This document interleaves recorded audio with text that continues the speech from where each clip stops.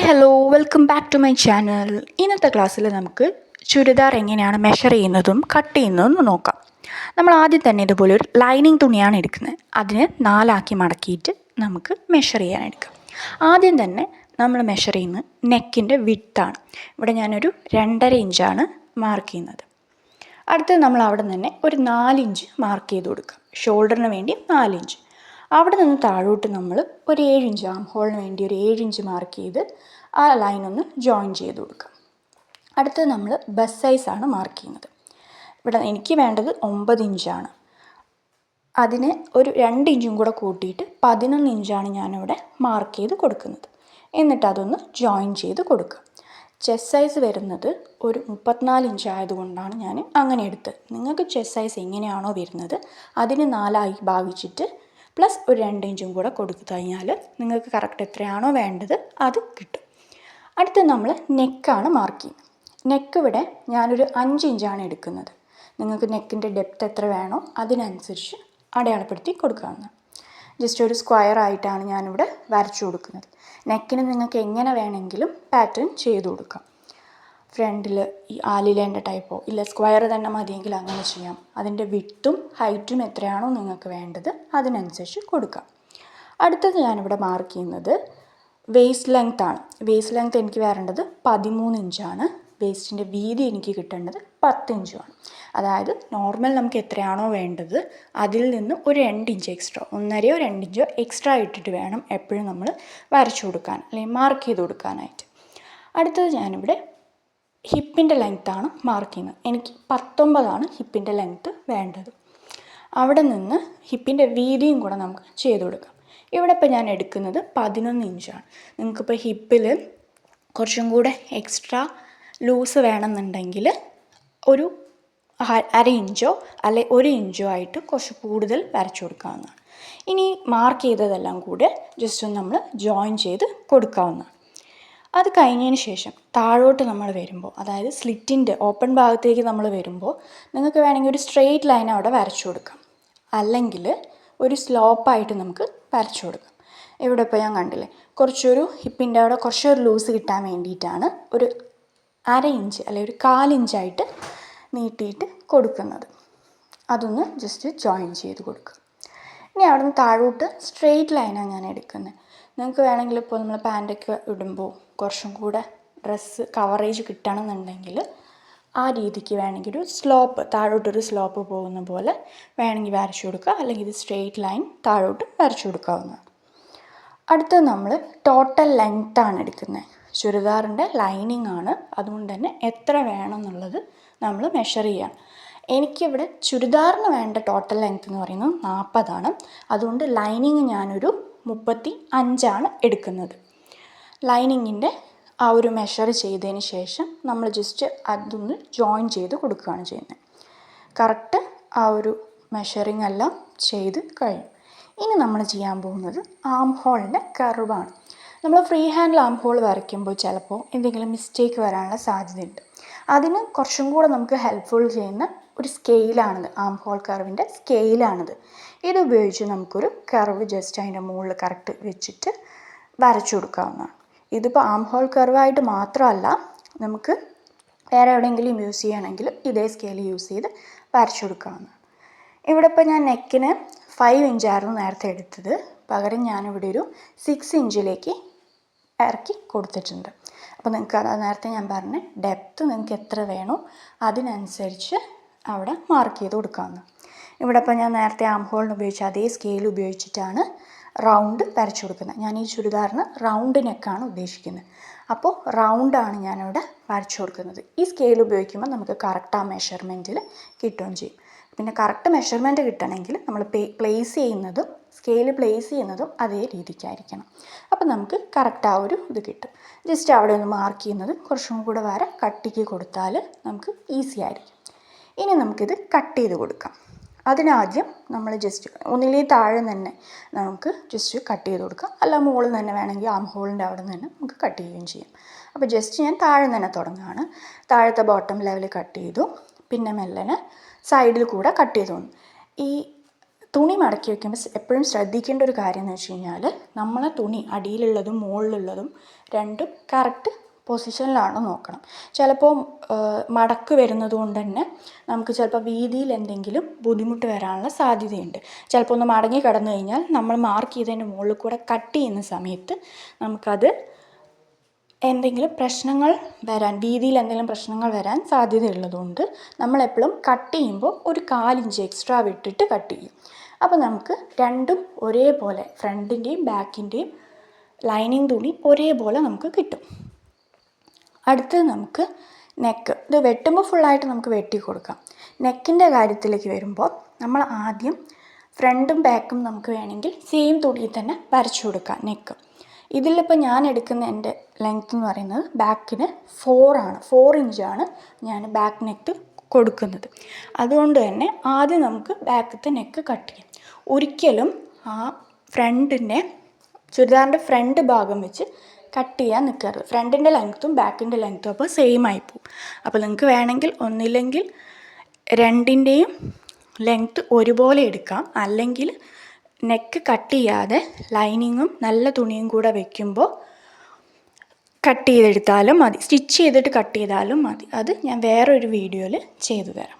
ഇപ്പം നമ്മൾ ഈ 4 ഇഞ്ച് മാർക്ക് ചെയ്തത് ആദ്യം കട്ട് ചെയ്തെടുത്തു. എന്നതിന് ശേഷം നമ്മൾ ബാക്കി കട്ട് ചെയ്യാതെ മാറ്റി വെച്ച ആം ഹോളും കൂടെ കട്ട് ചെയ്തെടുക്കാം. ഇത് ഞാൻ മടക്കിയതിൽ നമ്മുടെ ഷോൾഡറിൻ്റെ അവിടെ ഒരു ഫോൾഡിങ് വരുന്നുണ്ട്. നമുക്ക് ആ ഫോൾഡിങ് അങ്ങ് ഓപ്പൺ ചെയ്ത് കൊടുക്കാം. അതിനിതുപോലെ ജസ്റ്റ് ഒന്ന് കട്ട് ചെയ്ത് കൊടുത്താൽ മതി. എപ്പോഴും കട്ട് ചെയ്യുമ്പോൾ ശ്രദ്ധിക്കുക, ജസ്റ്റ് ഒരു 1/4 ഇഞ്ച് എക്സ്ട്രാ വിട്ടിട്ട് കട്ട് ചെയ്താലും കുഴപ്പമൊന്നുമില്ല. നമുക്ക് വേണ്ടാത്ത ഭാഗം ലാസ്റ്റ് അടിച്ചതിന് ശേഷം കട്ട് ചെയ്ത് കൊടുക്കാവുന്നതാണ്. ഇനി ഈ ഫ്രണ്ടിൻ്റെയും ബാക്കിൻ്റെയും ലൈനിങ് ഇതുപോലെ സെപ്പറേറ്റ് ചെയ്ത് കൊടുക്കാം.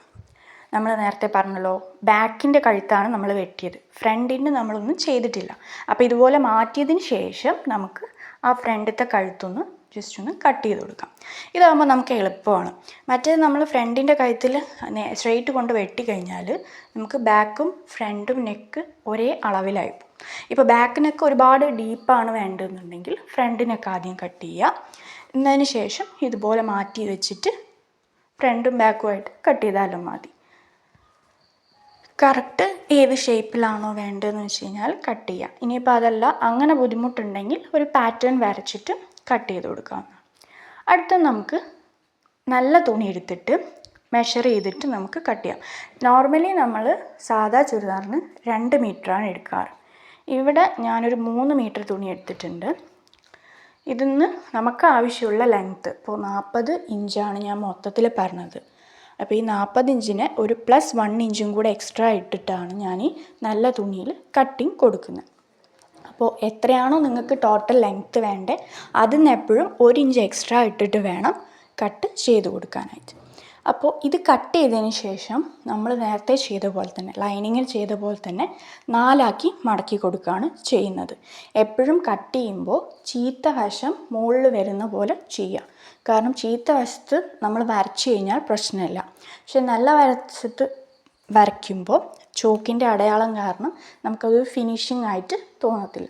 ചീത്ത വശത്താവുമ്പോൾ തെറ്റിയാലും നമുക്ക് പ്രശ്നമില്ല. അത് ജസ്റ്റ് 4 മടക്കിയതിന് ശേഷം അതിൻ്റെ മുകളിൽ ലൈനിങ് തുണി വെച്ച് കൊടുക്കാം. എന്നിട്ട് നമുക്ക് ആ ഒരു പാറ്റേൺ എങ്ങനെയാണോ നമ്മുടെ കഴുത്തും ആം ഹോളും നമുക്ക് എത്രയാണോ വേണ്ട മെഷർ ചെയ്ത എല്ലാ ഭാഗങ്ങളും ജസ്റ്റ് അതിൻ്റെ മുകളിൽ വെച്ചതിന് ശേഷം നമ്മൾ വരച്ച് കൊടുക്കാവുന്നതാണ്. നമ്മൾ സെപ്പറേറ്റ് ഫ്രണ്ടും ബാക്കും ആയിട്ട് നേരത്തെ ലൈനിങ് തുണിയിൽ ചെയ്ത അതേ മെത്തേഡ് തന്നെ ലൈനിങ് തുണിയിൽ നമ്മൾ മെഷർ ചെയ്തിട്ടാണ് വരച്ചതും അതിന് ശേഷമാണ് കട്ട് ചെയ്തത്. നല്ല തുണിയിൽ നമുക്ക് ഈ മെഷർ ചെയ്ത് വെച്ച ലൈനിങ് തുണീനെ പ്ലേസ് ചെയ്തിട്ട് ജസ്റ്റ് അതിൻ്റെ മുകളിൽ കൂടെ മാർക്ക് ചെയ്ത് കൊടുക്കുക. എങ്ങനെയാണെന്നുള്ളത് മാർക്ക് ചെയ്ത് കൊടുക്കുക. ഏതെങ്കിലും ഒരു തുണി എടുത്തിട്ട്, ഫ്രണ്ടോ ബാക്കോ ഏതെങ്കിലും ഒരു തുണി, ലൈനിങ് തുണി എടുത്തിട്ട് മാർക്ക് ചെയ്ത് കൊടുത്താൽ മതി. ഇതിൽ നമ്മളിപ്പോൾ ഫ്രണ്ടാണ് എടുത്തേക്കുന്നത്. ഫ്രണ്ടിൻ്റെ നെക്ക് എന്ന് പറയുമ്പോൾ കുറച്ച് നമുക്ക് ഡെപ്താണ് ഉള്ളത്. അപ്പോൾ ബാക്ക് നെക്ക് ഞാൻ കൊടുത്തത് ചെറുതാണ്. അപ്പോൾ എപ്പോഴും ഫ്രണ്ടും ബാക്കും സെപ്പറേറ്റ് വരച്ചതിന് ശേഷം മാത്രം കട്ട് ചെയ്യാം. കട്ട് ചെയ്യുമ്പോൾ ശ്രദ്ധിക്കേണ്ടത്, ഞാനിവിടെ ആദ്യം ബാക്ക് നെക്കാണ് കട്ട് ചെയ്തിരിക്കുന്നത്. അപ്പോൾ നിങ്ങൾ കട്ട് ചെയ്യുമ്പോൾ സൂക്ഷിച്ച് കട്ട് ചെയ്യാം. പിന്നെ അതുപോലെ തന്നെ ഇതിൻ്റെ ടോട്ടൽ ലെങ്ത്ത്, എനിക്ക് ലൈനിങ്ങിൻ്റെ ടോട്ടൽ ലെങ്ത്ത് വരേണ്ടത് 35ഉം മറ്റത് 40ഉമാണ്. അപ്പോൾ അതിനനുസരിച്ച് ബാക്കി വരുന്ന ഭാഗം സ്ട്രെയിറ്റ് ലൈന് വരച്ചു കൊടുക്കണം. ഇപ്പം ഞാൻ നേരത്തെ പറഞ്ഞ പോലെ നെക്ക്, രണ്ടാമത്തെ നെക്കാണ് ഞാൻ വരച്ചു കൊടുക്കുന്നത്, അതായത് ബാക്ക് നെക്കാണ് ഞാനിവിടെ വരച്ച് കൊടുക്കുന്നത്. ജസ്റ്റ് ലൈനിങ് അവിടെ കറക്റ്റ് പ്ലേസ് ചെയ്തിട്ട് ബാക്ക് നെക്കും കൂടെ വരച്ചു കൊടുക്കുക.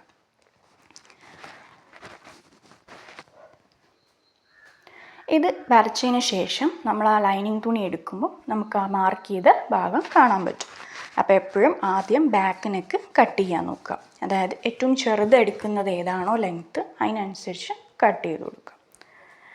മാർക്ക് ചെയ്ത എല്ലാ ഭാഗവും നമ്മൾ ഫ്രണ്ട് കഴുത്ത് ഇപ്പോൾ വെട്ടാതെ പീസസ് സെപ്പറേറ്റ്, ഫ്രണ്ടും ബാക്കും സെപ്പറേറ്റ് ആക്കിയതിന് ശേഷം കട്ട് ചെയ്ത് കൊടുക്കാവുന്നതാണ്. നേരത്തെ ലൈനിങ്ങിൽ പറഞ്ഞ പോലെ നമ്മളിത് മടക്കി വെക്കുമ്പോൾ എപ്പോഴും ശ്രദ്ധിക്കുക. ഇനിയിപ്പോൾ എന്തെങ്കിലും ബുദ്ധിമുട്ട് തോന്നുകയാണെങ്കിൽ മടക്കിയതിന് ശേഷം ജസ്റ്റ് ആ തുണിയൊന്ന് അയൺ ചെയ്ത് കൊടുത്താലും മതി. ഇല്ലെങ്കിൽ വിരിച്ചിട്ടിട്ട് അയൺ ചെയ്തിട്ട് പിന്നെ മടക്കി കറക്റ്റ് ചെയ്ത് കൊടുത്താലും മതി. എന്നിട്ട് മാർക്ക് ചെയ്തിട്ട് കട്ട് ചെയ്യുമ്പോൾ നമുക്ക് കറക്റ്റ് കിട്ടുകയും ചെയ്യും. അതല്ലെങ്കിൽ ഒരു 1/4 ഇഞ്ച് നമ്മൾ വിട്ടിട്ട് കുറച്ചും കൂടെ മെഷർ ചെയ്ത് അവിടുന്ന് കുറച്ചുകൂടെ വിട്ടിട്ട് നമുക്ക് കട്ട് ചെയ്ത് കൊടുക്കാം. ഇതിൻ്റെ ബോട്ടം പാർട്ട് നമ്മൾ എപ്പോഴും ശ്രദ്ധിക്കണം. നമ്മൾ ലൈനിങ്ങിൻ്റെ അതേപോലെ വെച്ചിട്ടല്ല കട്ട് ചെയ്യുന്നത്.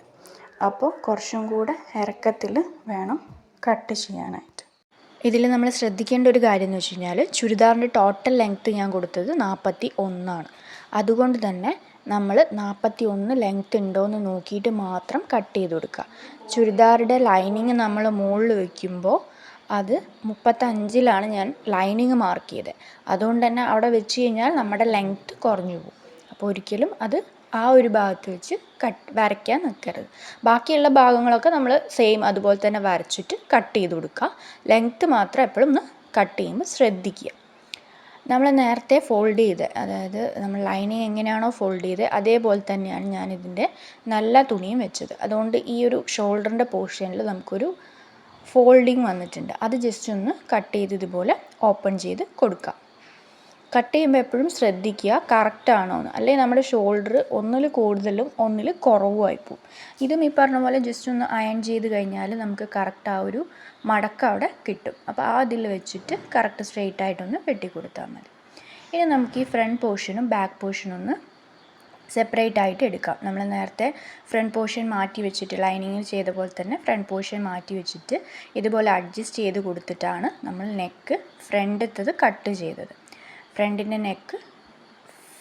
നെക്ക് കട്ട് ചെയ്തത്. അപ്പോൾ അതുപോലെ ഇതിലും കറക്റ്റ് എല്ലാ ഭാഗവും കറക്റ്റ് വെച്ചതിന് ശേഷം മാത്രം വെട്ടുക. അല്ലാതെ വെട്ടിക്കഴിഞ്ഞ് കഴിഞ്ഞാൽ നമുക്ക് ആ റൗണ്ട് ഷേപ്പ് കിട്ടാതെ പോകും. റൗണ്ടിന് പകരം ഷേപ്പിൽ എന്തെങ്കിലും ഒരു പ്രശ്നം വരാനുള്ള സാധ്യത കൂടുതലാണ്. ഇനി നമുക്കിത് കട്ട് ചെയ്ത് കൊടുക്കാം. ജസ്റ്റ് ആ ഒരു ഷേപ്പിൽ തന്നെ അതിൻ്റെ മുകളിൽ കൂടെ ഒന്ന് കട്ട് ചെയ്ത് കറക്റ്റ് ചെയ്ത് കൊടുക്കാം. റൗണ്ട് ആയതുകൊണ്ട് തന്നെ വെട്ടുമ്പോൾ എപ്പോഴും ശ്രദ്ധിച്ചിട്ട് വേണം കട്ട് ചെയ്ത് കൊടുക്കാനായിട്ട്. അടുത്തത് നമുക്കിതിന് ലൈനിങ് അറ്റാച്ച് ചെയ്യാം. ലൈനിങ് അറ്റാച്ച് ചെയ്യാൻ വേണ്ടിയിട്ട് നമ്മളിത് തുറന്നിട്ട് നല്ല ഭാഗമാണ് മുകളിലേക്ക് വെക്കുന്നത്. എപ്പോഴും ചീത്ത വശം താഴെ വെച്ച് കൊടുത്തിട്ട് നല്ല ഭാഗം ഇതുപോലെ ഇങ്ങനെ തുറന്ന് കൊടുക്കുക. തുറന്ന് വെച്ചിട്ട് ഇതിൻ്റെ മുകളിലേക്കാണ്, ഈ നല്ല വശത്തേക്കാണ് നമ്മൾ ലൈനിങ് തുണി വെച്ച് കൊടുക്കുന്നത്.